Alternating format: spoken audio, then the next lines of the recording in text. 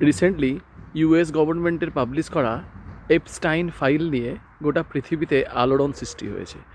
আমাকে যদি পার্সোনালি জিজ্ঞেস করেন তাহলে আমি বলবো যে আমি এতটুকুও বিস্ময় নয় যে এই সব ধরনের উঁচু স্তরের মানুষজনরা এইসব করে, এটা খুব স্বাভাবিক, এটা নিয়ে কোনো সন্দেহের প্রকাশ নেই। আমি শুধু একটা লিঙ্ক খুঁজছিলাম যে এখানে পলিটিশিয়ান আছে, স্টিফেন হকিংসের নাম উঠে এসছে, অ্যাক্টর অ্যাক্ট্রেসরা আছে, গুরু কোথায়, স্পিরিচুয়াল গুরু কোথায়? তো দীপক চোপড়ার নামটা আসার পরে আমি মনে হলো সার্কেলটা হচ্ছে কমপ্লিট হলো। তো দীপক চোপড়া সারাদিন কনসাসনেস, গড, স্পিরিচুয়ালিটি নিয়ে সারাদিন বকে, আর হচ্ছে যে ওই এপস্টাইনের খামারে যায়। That's their problem. প্রবলেমটা হচ্ছে অ্যাকচুয়ালি যে আমি যেটা বলতে চাইছি যে ফ্রয়েড অনেক দিন আগে একটা কথা বলেছিল যে আমাদের এই এপস হিউম্যান, আমরাও তো এপস এক ধরনের, আমরাও এক ধরনের মাদর। তো এপস, যেটাকে এপস বলা হয়, তো আমরাও একটা এপস থেকেই তৈরি হয়েছি। সো এদের যে নেচারটা, যেটাকে বলা হয় যে ফার্স্টে আমাদের সবথেকে বড় নেশাটা হচ্ছে, সে নেশাটা হচ্ছে অর্থের নেশা। অর্থের পরে হচ্ছে নারী নেশা, আর নারী নেশার পরে হচ্ছে ক্ষমতার নেশা। এই রকম নয় যে একটা পেয়ে গেলে পরেরটার জন্য আপনি আর এগোবেন না, না, আপনি যদি অর্থ পেয়ে যান তারপরে আপনার বহু নারীতে আপনার আসক্তি হবে। এর পরে যখন ওটা পেয়ে যাবেন তারপরে আপনার ক্ষমতা হচ্ছে একদম একদম টপে। যে যারা ক্ষমতার হয় তাদের কাছে মানে বাকি সব কিছুই থাকে, এবং তারা গোটা পৃথিবীর অন্যান্য মানুষদেরকে কোনো রকম কোনো কিছু কেয়ার করে না। আপনি আপনার আশেপাশে মানুষজনদেরকে একটু দেখুন, যাদের ক্ষমতা আছে একটু বেশি।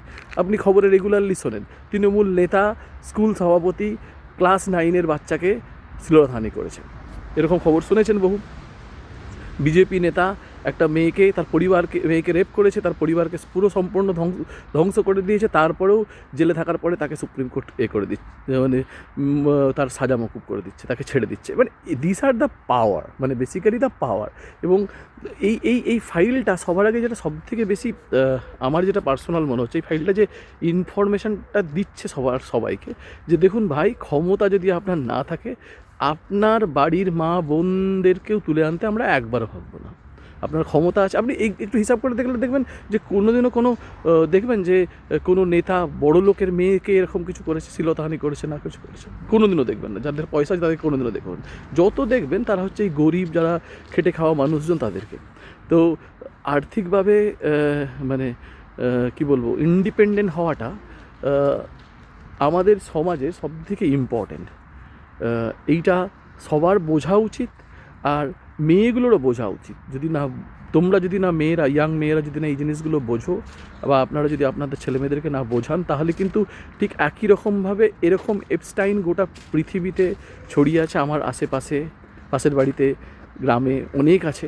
তারা চাইলে তাদের ক্ষমতা দেখিয়ে তাদের যদি ক্ষমতা থাকে, তারা কিন্তু আপনাকে বেআব্রু করতে কোনোদিনও ছাড়বে না। এটা আমার মতামত সম্পূর্ণ। তার জন্য এই এপস্টাইন ফাইলের এই এলন মাস্ক বা হচ্ছে কি বলে বাকি ডোনাল্ড ট্রাম্প বা ওই কিং, এদের কথা ভেবে লাভ নেই। আমাদেরও আশেপাশে এরকম অনেক লোকজন আছে। এটা অ্যাকচুয়ালি ক্ষমতা, যাদের ক্ষমতা আছে তারা করবে, যাদের ক্ষমতা নেই তাদেরকে বেসিক্যালি হচ্ছে অত্যাচারিত হতে হবে। যাদের ক্ষমতা আছে তারা অত্যাচার সারা জন্ম ধরে করে যাবে। তার জন্য ক্ষমতাবান হওয়ার চেষ্টা করুন, পয়সা মানে ফাইন্যান্সিয়ালি ইন্ডিপেন্ডেন্ট হওয়ার চেষ্টা করুন।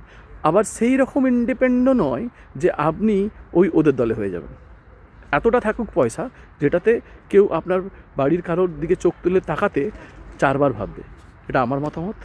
যদি আপনাদের মনে হয় মতামতটা ঠিক, তাহলে কমেন্টে জানাবেন। Bye bye.